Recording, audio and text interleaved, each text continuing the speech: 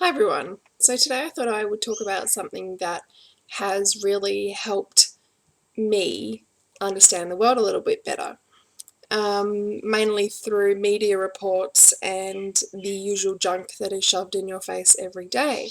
Now, I learnt this during my 3 years that I've recently completed at uni doing a psychology degree, and this idea was burnt into our brains. Our teacher said, if you don't remember anything from this entire course, remember this.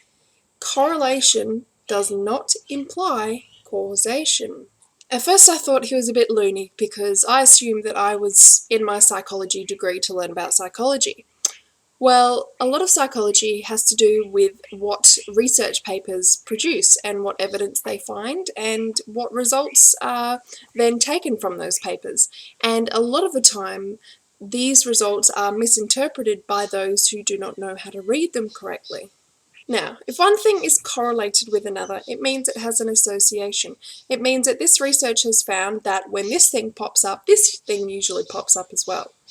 However, this does not mean that that thing caused this thing. Now, a example that I like to use when trying to explain it to people who tend to not think critically about things is umbrellas do not cause rain. Now, of course, you don't have to do a study to figure out that umbrellas and rain are correlated. There is usually a spike in the sale and use of umbrellas when it's raining. However, one does not cause the other, or you cannot say for sure that one causes the other. It would make a lot of sense to say that rain causes umbrellas, and that is common sense, and that is usually the case. However, there is often a C component. Now, I'll explain this how my teacher explained it to me with crude drawings. Now, this drawing has been burned into my brain in my 3 years in my course. Obviously, it's very neat and beautiful. All right, A is rain and B is umbrellas. As you can see, there is a line connecting A and B. There is a correlation between how much rain there is and a possible spike in use or purchasing of umbrellas. However, there may be an unknown C component in which the scientists or researchers haven't considered as a factor that might have caused B and a spike in umbrella sales. Now, this C might be, for example, Kim Kardashian the night before on television broadcast to millions of people had spooked umbrellas as the coolest item you could ever attain. Now, a lot of people listen to Kim Kardashian for reasons I do not know, but this C, this unknown occurrence, may have been what actually caused B, which is a spike in umbrella sales. A is correlated with umbrellas because rain and umbrellas go together, but C may have actually been the cause of this phenomenon that the researchers are looking into. So it is incorrect to say that even if there is a correlation between A and B, that A necessarily caused B. A very simple and somewhat out there explanation, I know, but I was just trying to make a point that because something is correlated with something, it doesn't necessarily mean that it is the cause. Umbrellas do not cause rain. Now, this is important to consider when you are reading reports in the general media, in which journalists who have no idea about reporting science results go through these studies and basically cherry pick quotes out of context to support their views. Now, I know that everyone does this. I know that even scientists do this, even though they really shouldn't and they're not allowed to.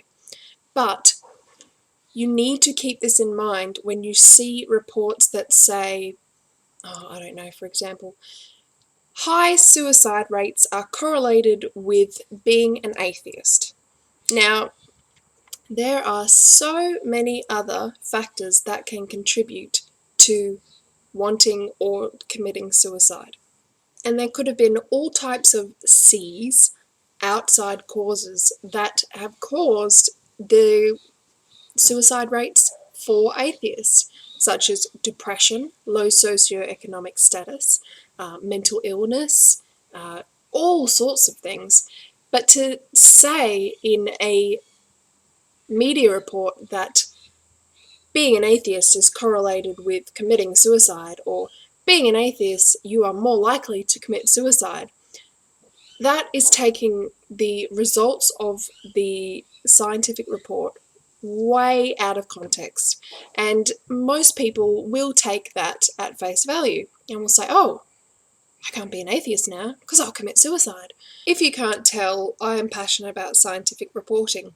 I know it is not the most interesting nor fascinating thing in the world, but I think it is an integral part of educating the masses with regards to what is put in the media, what is put on television, and how people interpret it and how people look at their lives after they see these things on television.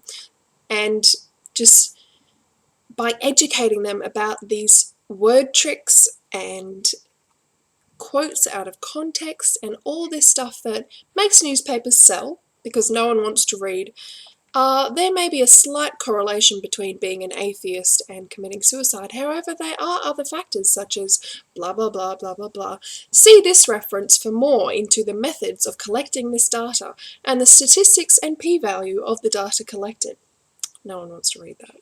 So basically what I'm trying to say is look a little bit deeper into whatever you see on television or in the general media.